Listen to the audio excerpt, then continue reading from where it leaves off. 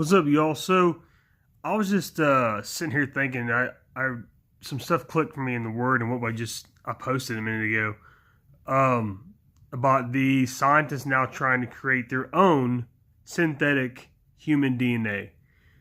History is repeating itself. We're to the point now where man is trying to be like gods. They're trying to be like God, um, and they're mingling again with the DNA. They're mingling again with the seed of man. So here we go. This is another aspect of why we're in the days of Noah. Not only will in the days of Noah will involve the great deception, which is the alien lie, which are actual fallen angels and demonic entities. And I've done that 1,000 times on a deep dive on that. But it's interesting because now scientists are trying to create their own humans using their own DNA, their own artificial DNA to create actual people. That's not gonna work. God's not gonna allow that to happen. When we get to this point of men trying to do these things, Jesus is at the door, because God will never allow man to create his own creation. Never. And the thing is this is another, like I said, this is another sign we're in the days of Noah. What's happening? What happened in the days of Noah? Well, the fallen angels were mingling with the seed of men because they were having hybrid giants, the Nephilim, with human women.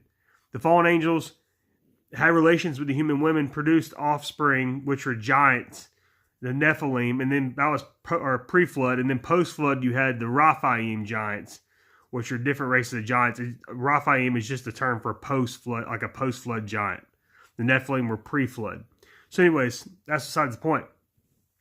They're mingling with the seed of men again, just like it happened in the days of Noah. Now, it's interesting because when you talk about aliens, dude, there's no aliens. It's a lie. They are fallen angels, and they are playing out the lie of aliens, and that they created you. These are fallen angels, God, be warned. This is demonic. And this is going to be brought in to deceive the masses with the great deception. And it's going to unveil. But it's interesting because in Daniel 2, it just reminded me of this, but I read that article. Because Daniel 2, check this out. Daniel 2:43, King James says, "And whereas thou sawest iron mixed with miry clay, they shall mingle themselves with the seed of men, but they shall not cleave one to another, even as iron is not mixed with clay." What does that make you think of? And I could be, but it's just brought this to my mind. I was like, whoa, iron doesn't mix with clay. What are they trying to do right now?